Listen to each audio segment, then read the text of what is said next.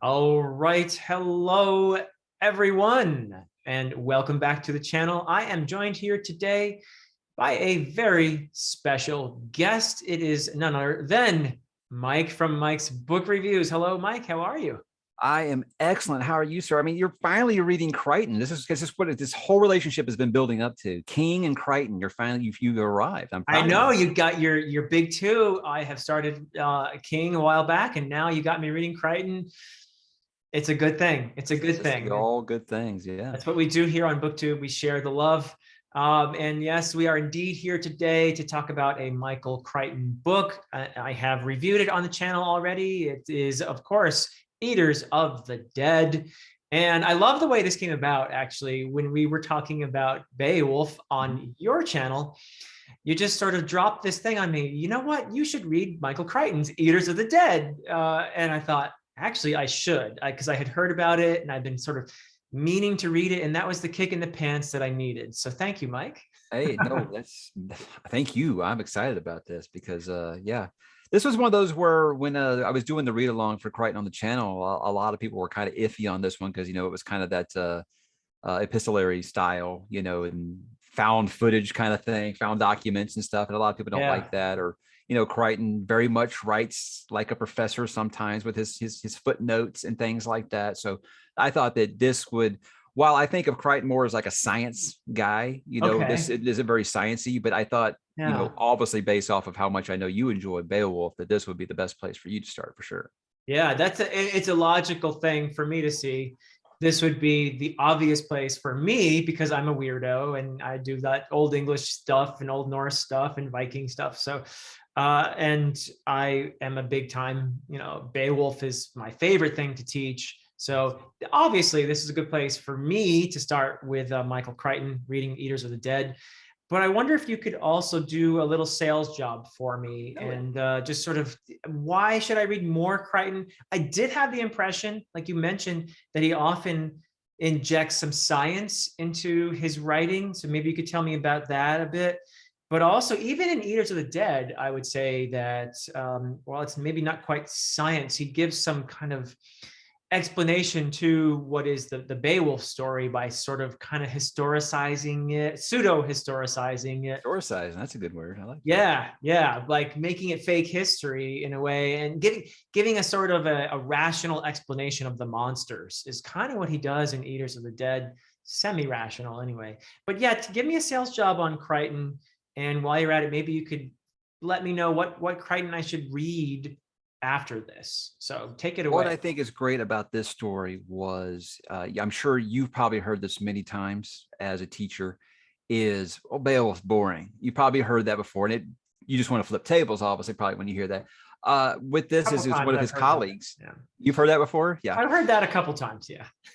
One of his colleagues said that this was a boring story. He said, no, it's not. It's not a boring story at all. It's just the way that it's presented. So he kind of took this as like a bet that he could take something like this and present Beowulf in a way that would be entertaining. So that's kind of where he got to what he ended up with in mixing these two things. But while this one isn't very sciencey, he does kind of do stuff like this where he will take something that we all know about. Obviously, we know about this document that Ibn Fodlin know about this document and things like that. Yeah. And then he will kind of make a story out of it by doing something. What he does in his sciencey books is technology that he thinks is on the way, or something in just the world shift that's going to happen in the next 10 years or so. Okay. And 9 out of 10 times he's right.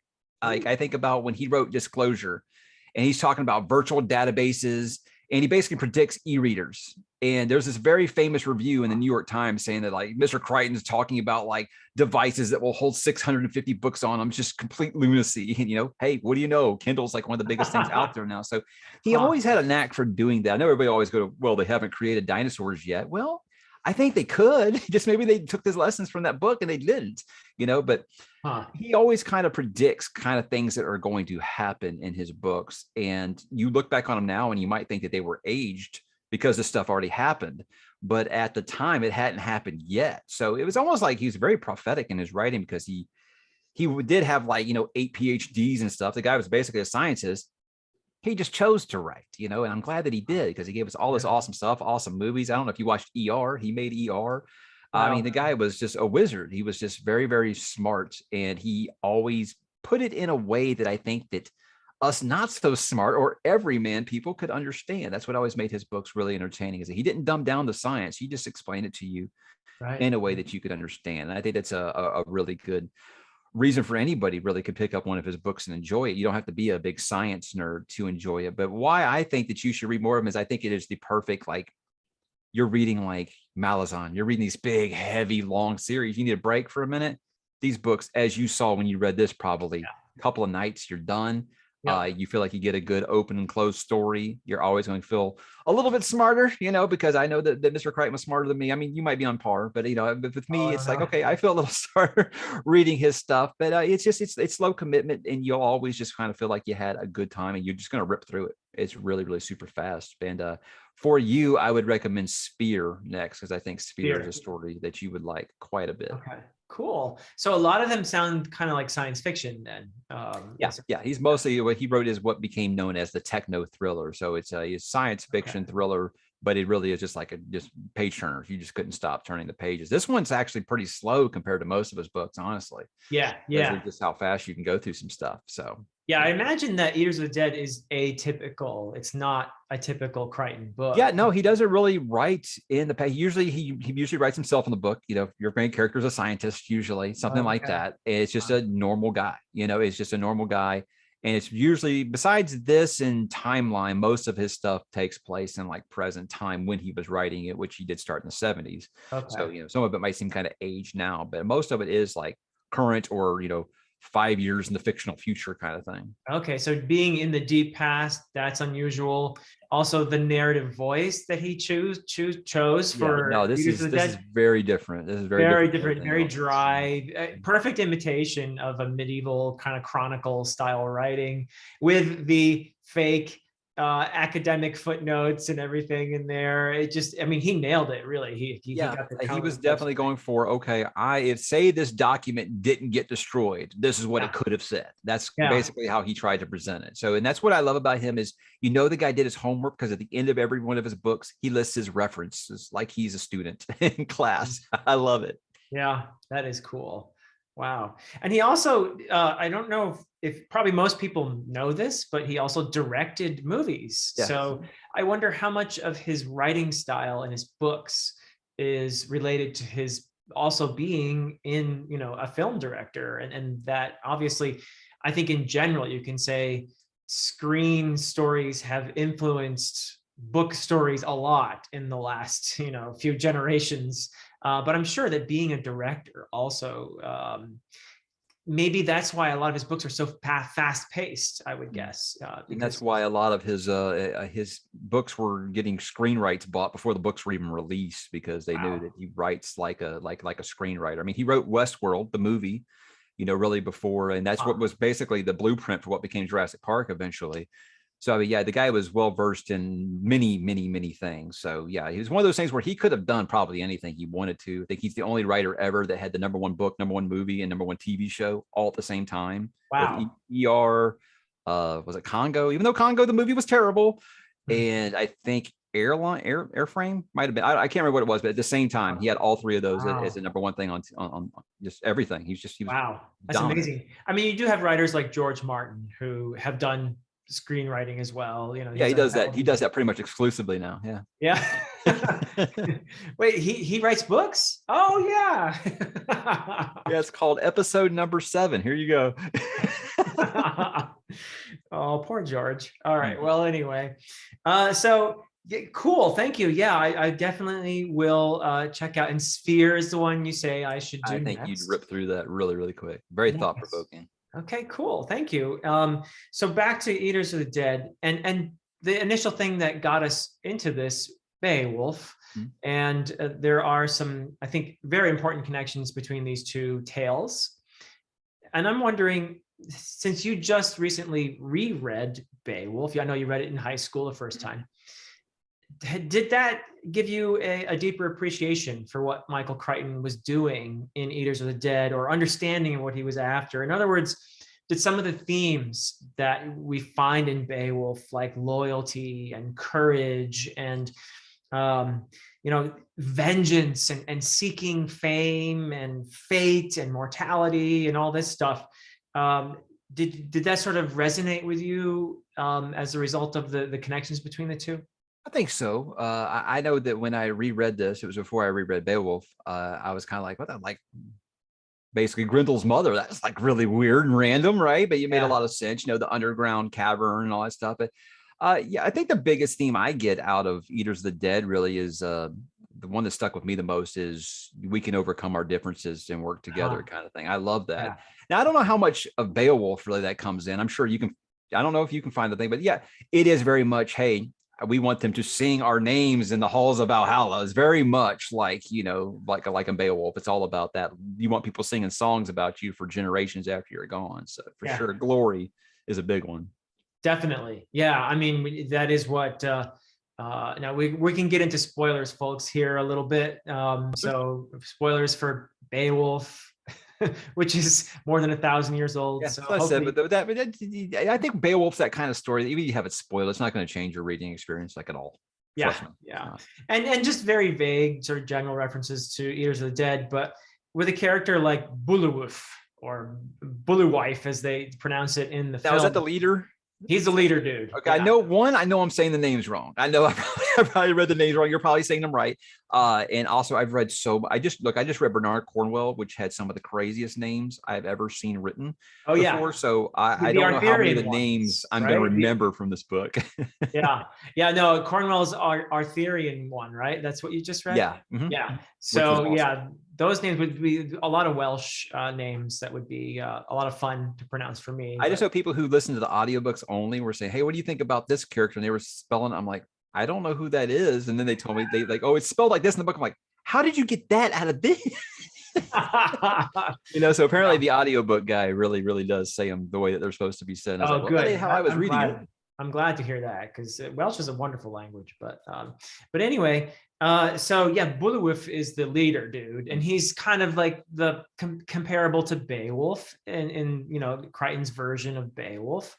And he is most definitely, like Beowulf, motivated by loyalty and by doing great deeds. So his name will live on. And there is this, okay, it's a tiny spoiler, but he's interested in his story being told, right? He wants to see, okay, he says to Ibn Fodlin, who's joined him on this journey, you can, what does he say exactly? Capture sounds with symbols, or I'm screwing up the line, but basically he asks him, you can write, right? And Ibn Fodlin says, yeah. And that's kind of the beginning of, you can tell Beowulf wants his story to be told. He wants his deeds to be recorded.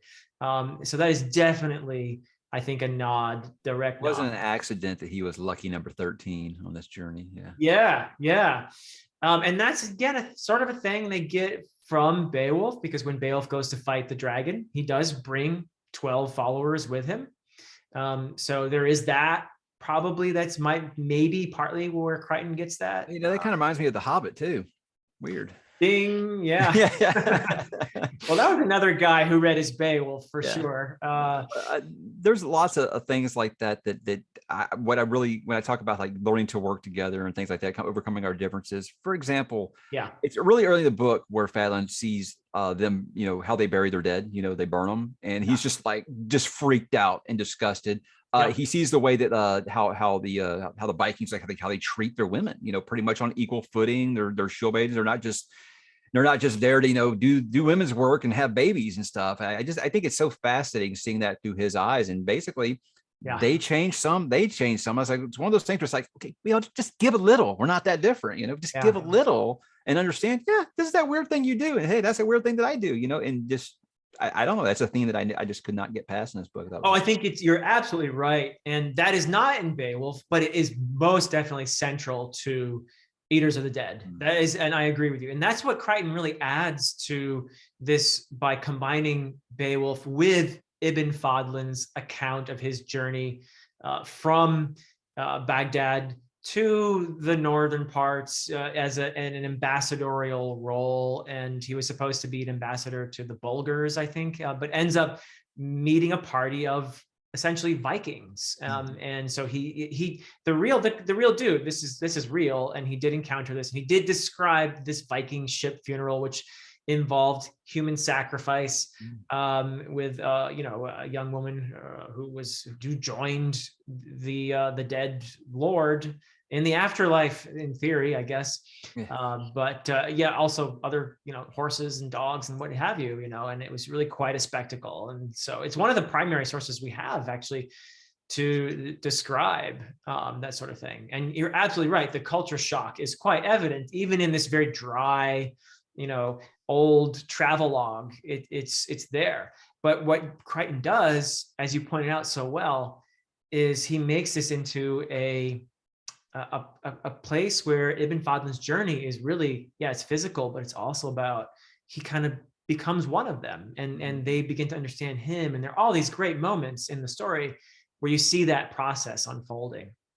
Yeah, that's a trope, I guess you say, that I'll never get tired of just crossing that bridge halfway and kind of learning about each other and kind of learning new things, saying, hey, that doesn't sound wrong. Just because I was raised to believe this, that doesn't mean it's wrong. That they believe something different. They obviously believe in different gods. Obviously, that's a big one there. And it's just something. It really goes. I think the movie did it a little better, honestly, about how he learns their language. I think that's like one of the coolest scenes. That's only in the movie. Yeah, it's not in the book. That's so good. I love the way they did, to the point that I remember that scene so much from that movie. When I was rereading it, I wanted it to be like that in the book. I missed that in the book. I was looking for it in the book, but it's really, really good. It is brilliant, that sort of pastiche of scenes where they're sitting by the fire. And this is in the film, guys. This is not in the book. And Ibn Fodlin is listening to the Viking dudes talking, and they make some of it into English, basically. So they're speaking, Icelandic or Norse or whatever. And then suddenly he can pick out words, and then they show him, it's another day, it's raining or it's not raining or whatever. You can tell time is passing, and he's picking up more and more of his speech. And finally, one of them insults him, saying something about his mother, right? And he answers in Norse, saying something to the effect that, well, at least I know who my father is, you pig-eating son of a whore, or something like that. It makes me think of my wife when she tells me stories, because she's fluent in Spanish, and she always tells me that every school year she won't let anyone know she knows Spanish. She waits until the perfect time to bust it out. So, nice, very good. Yeah, I can do that with Nepali. So yeah. But the way he sort of describes the boat travel and stuff, and it's just so good. I love that. Just kind of really literally a fish out of water. Traveling with these people. Absolutely. And there are other scenes, and I actually agree with you too, when you said the movie probably does it a little bit more, I think, more blatantly with that language scene. And then there's the scene where he jumps over one of them with his horse, because they've been insulting his horse, calling it a dog, right? That's not in the books. But in the books, Fadlin's a little, he's apprehensive to fight. He's a little freaked out when they first encounter the Vendel. He's very freaked out. Who wouldn't be? In the movie, he's really pretty much on par with them as far as a warrior goes, with his scimitar and stuff. When he finally does whittle that sword down into a one-handed blade like he's used to. Remember, it was too heavy for him, and then he says, "Where's the blacksmith?" And he gets the blacksmith, and then he can kind of do his thing. But yeah, this is one of the few Crichton movies I do like, guys. I do like it. I mean, I know a lot of people hate it for whatever reason, but I'm as a fan of the book, I felt like it took something that probably shouldn't have been adapted as well as it was, and it made it. I liked most of the changes, honestly. So I had a good time. I think that there are pros and cons, and they're mostly to do with the medium that they're in. Obviously, there are things you can do in a book that are going to be easier and better to do in a book. Like, for example, I think you do lose a little bit of Ibn Fodlin's voice in the film, whereas he's the narrator of the book, essentially, because it's his story, his travel log, and I liked that. I got to know him, I felt like, in the book pretty well. Not the other characters so much, but him through that voice. And it was very slow, his evolution from kind of just disgust, really, with these barbarians, to a point where he really identifies with them at the end of the story. And you get that in the film, but I think it's more like highlights. You get these moments like we've been talking about that really work toward that.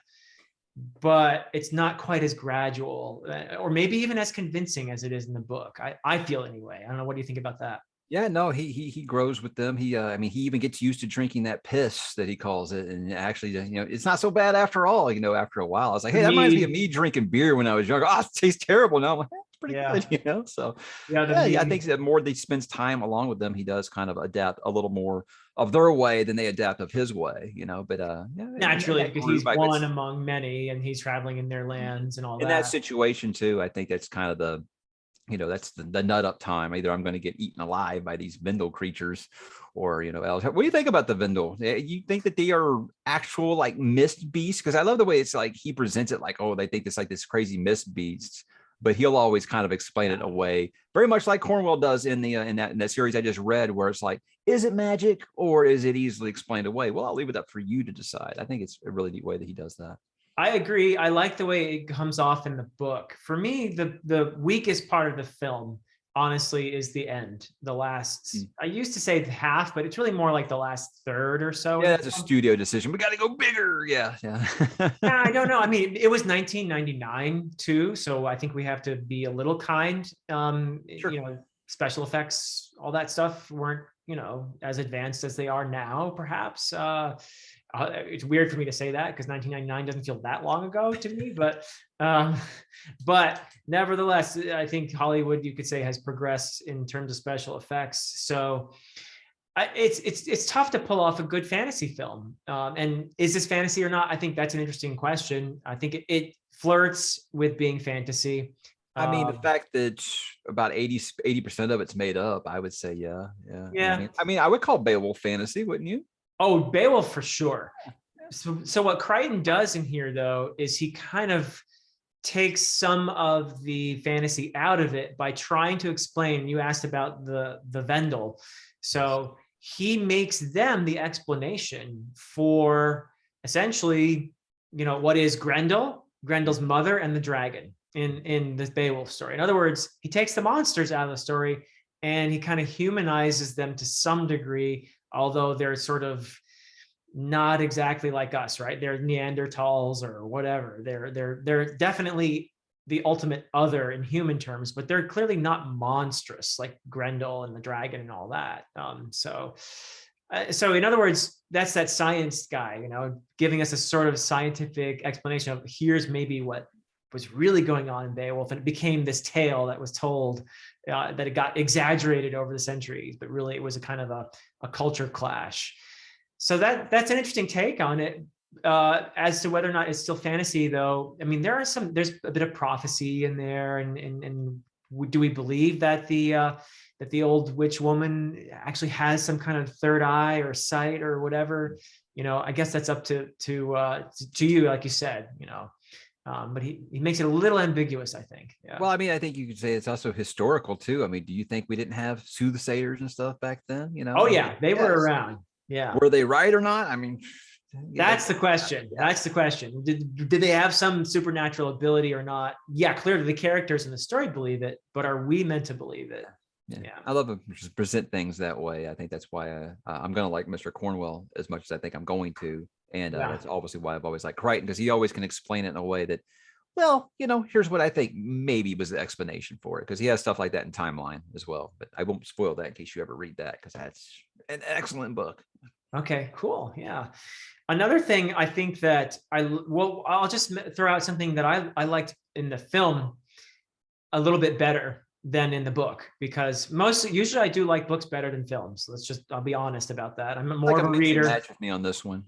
Yeah, I'm more of a reader than a film watcher, or I barely ever watch television. But I do think that the secondary characters were enhanced in the definitely, because I can't remember anybody's name from the book, honestly. Yeah, I mean, other than Ibn Fodlin and Beowulf and Harger. Harger is the fight in the square. Yeah, he's the one that does the fight in the circle, but he's also the one who is the translator for Ibn Fodlin in the book. Yeah, and initially that's his role too. Yeah, and they're like super close by the end of the movie. Yeah, that relationship is beautiful in the book, and it's done well in the film as well. But the other warriors among the 13, zero personality in the book. Nothing. Like, I think the one big criticism of Crichton before he became like a household name was that his character work was And I mean, me being a character first guy, I'm not going to deny that's the truth. I mean, look, I did it differently. I discovered Jurassic Park. Oh yeah. South Park. That's a little different. Yeah, you didn't know he wrote on that, huh? No, I did Jurassic Park, and then I kind of worked my way backwards and then up. So yeah, I had already started reading him after he was a more accomplished writer. But yeah, some of his earlier works, especially the secondary characters, they're just names, they're just blank avatars, I think. And that's a big case in this story where it almost feels like they are just kind of there to be red shirts, you know, for body count. Yeah, they're red shirts. But I'm going to give him a pass on that because he was imitating the medieval chronicle style where there's zero character. They didn't care about characterization, you know. It was just, they were just names and deeds. Yeah, they're kind of dry that way. And so I think he did that on purpose in Eaters of the Dead, where he didn't really bestow them with a lot of individual personality, because that would have been totally never done in this style of old travelogue. So that's why I assumed he did that. But in the film, you lose that layer of, it's not Ibn Fodlin who's the narrator. It's presented just more like third person. And that the visual cues give you a little more personality, I think, to the secondary guys. Like you had the guy with the braid, right? And you had the guy with a tattoo across his face. And there's a little bit of, you get some distinction there with them. So you kind of like sad when tattoo guy bites it, or it's like I watched a season of Vikings, but it was all condensed down to an hour and a half, like an entire season. Yeah, pretty much. So I thought that the film added to that. It also, because the film was made in 1999, the book was written in the 70s. So there are certain elements, like one thing that is totally not historical that Crichton did in the 70s in the book was, it's like everywhere these Vikings went, among Viking people, there were all these, he calls them slave girls. And they were all just like available anytime any dude was ready. It was just kind of like, really? And they took that out of the film entirely. They had one relationship in the film between Ibn Fodlin and a woman who's, it's not even, I don't think she was a slave in the movie. She's even named. Yeah. Not named, but there was a kind of like there was a connection there, right? And so they took that out in the film, and I'm glad that they did. It would have been, I don't know, more like, I guess, like Conan or something, if they had kept all those slave girls. If you think about it, him connecting with women is what got him in this situation in the first place. True, and they did keep that. So. Yeah, they did keep that in the beginning of the film. They did allude to his being banished because of his little rendezvous, I guess. He's not a stranger to the ways of the woman. Yeah. No, indeed. But I'm glad they took the slave girls out of the film, because it probably wouldn't have. I think there would have been some criticism in 1999 that might not have been as prominent in 1970, whatever. So, and frankly, it's not historical either. No, that's what I said about like shield maids and stuff. Is like, sure, they did, they were baby factories, but women are very much a very big part of their culture.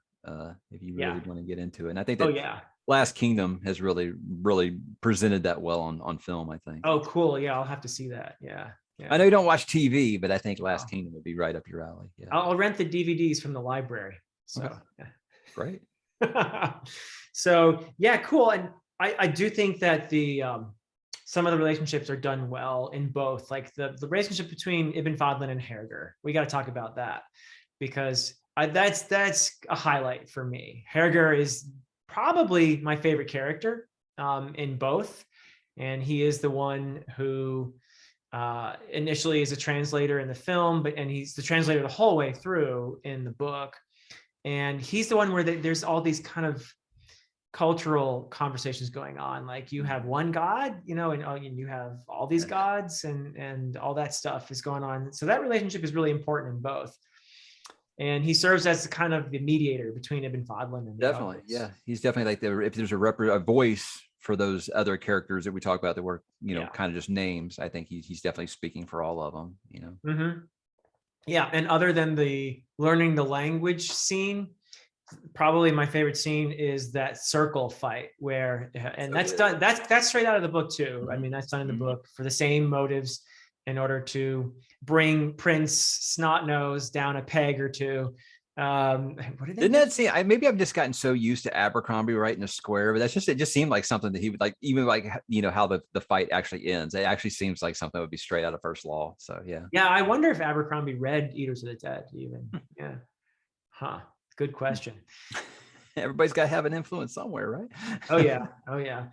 But yeah, that's a great scene in that he kind of tricks the big dude into fighting him, and then also into thinking, well, I'm gonna mop the floor with this old dude, this old little guy, and then just abruptly, boom, and it's not about showing necessarily how tough you are. It's also about showing how canny you are, right? You rope-a-doped him. He rope-a-doped him good. Yeah, yeah. Good scene. So it's not always just about strength, although that's big, but there's courage and there's also cunning in there as well. So nice. Yeah. So I'm really glad that you encouraged me to read Eaters of the Dead. And I'm sure I will be reading some more Crichton, because I do admire how he got through some of those really important themes. To me, if you're going to do something that's inspired by Beowulf, you've got to talk about loyalty. And that is something that he actually adds a layer to by having Ibn Fodlin learn this, right? He learns it in the Viking way, where at the end, he is so loyal to Beowulf and to Harger and the others, right? It's like he's one of them. He's learned that. Yeah, and showing how much of respect he had earned from Beowulf was really big at the end. If I know Beowulf, whatever his name is, yeah. The B word, seeing at the end of the book how much respect that he had actually earned from him was just like, wow, okay, because this was probably one of those like, oh, we got this heathen coming with us, and the fact that they were that close by the end, it just goes to show, loyalty matters. Yeah, it's beautiful. It's really well done, and of course, courage. They didn't think they were going to make it there at the end, right? I mean, the odds weren't so good, and then somehow or other they came through. It honestly isn't the most convincing ending to me. But you mean the cliffhanger where he like stops in mid-sentence because the document was destroyed? Oh, in the book, yeah. That's okay. What I mean is the final battle and how it's resolved. And, and this is a big spoiler if you haven't seen the film, but it sort of happens in the book the same way, where they kill the leader of the Vendel. And then they're all like, oh, well, I guess that's it. And they all pack up and leave. They kill the queen and then the whole hive dies. Yeah. That part was a little contrived, but I guess, they had to have that ending. But it was worth it for that sort of iconic. I loved what they did in the film, where they have Beowulf sitting, the battle's over, he's been poisoned, and somehow he drags himself out there, dragging his sword along with him. And he takes on the leader and kills him, and that's the end. And then he gets on that bit of fence that just serves as like a chair for him. And they're watching the Vendel scurry away. And everybody's like, yes, okay, somehow we survived this. We did it. We killed the leader. We killed the queen bee, all that. And then they turn and they realize that he's dead, that he's sitting there still, like he's on a throne with his sword in hand, and he's frozen in death. But it's like he's surveyed his last great deed, right? And it's very like the Beowulf moment when Beowulf takes on the dragon. I mean, it's a direct parallel that what Crichton is doing there. I think the Beowulf dies in the course of defeating the dragon, but in his mind, he has saved his people from the dragon, and he's gone out with a bang. That's the best way for a hero to go. And honestly, guys, that movie is the best Beowulf adaptation you're going to find, because there hasn't been a good Beowulf movie. I'm sorry. Unfortunately, this is true. Yeah. Like that CGI one that they did a few years back. I was excited about that. And when I'm watching, I'm like, he's like banging Grendel's mother? What is going on? So no, this is, I think that, you talk about like Grendel's mother in that movie, basically is like, and the Eaters of the, or 13th Warrior was like, you talk about how special effects haven't really caught up, but it's a good thing, because that monster would have been all CGI, and I think it looks much better the way that it was. Creepy. Oh, I agree. Yeah, I mean, that movie, the Beowulf adaptation you're talking about, with, there's so much talent in that film, they had Anthony Hopkins. Robert Zemeckis, wasn't it? Yeah, that directed it. So Yeah, they had Robert Zemeckis. They had Neil Gaiman doing some of the writing on the script. They had, so much talent in that, and it was a spectacular failure because. But they got too horny, like little 12-year-old boys, and they said, "Let's make Grendel's mom hot." We got naked Angelina Jolie. We got Angelina, yeah. There's that, and the fact that the entire film was right in the uncanny valley, right, where you're looking at these. They look like video game people in the worst possible way. And it's like, there's part of you that feels like, wow, that's very realistic. And there's a part of you like, they look plastic and there's something wrong with their eyes, And yeah, it was a little too early. Now you got now you got like Avatar where it like looks almost real sometimes, So yeah, it was too early to attempt that, I think. I'd love for them to try one more time to do a real Beowulf movie, though. Get it right. I'm waiting for that. That would be fantastic. But I actually have to agree with you. I think that 13th Warrior is the best Beowulf adaptation on film yet. Mm-hmm. And there are some really. Have you seen the Gerard Butler one that they filmed in Iceland? I don't think I saw that. I saw one. It was just called. I think it was just called Beowulf and Grendel. Yep, it's called Beowulf and Grendel. Was that it? Maybe that was before I knew. That was pre 300, so I didn't even know who Gerard Butler was yet. So I didn't remember him being in it. But yeah, that was the one I watched. And I was like, it's pretty awful. It's like a dude in a big like troll costume who's being Grendel. Yeah, it's like a student film or something. I don't know. I mean, there's some aspects to it that are really good.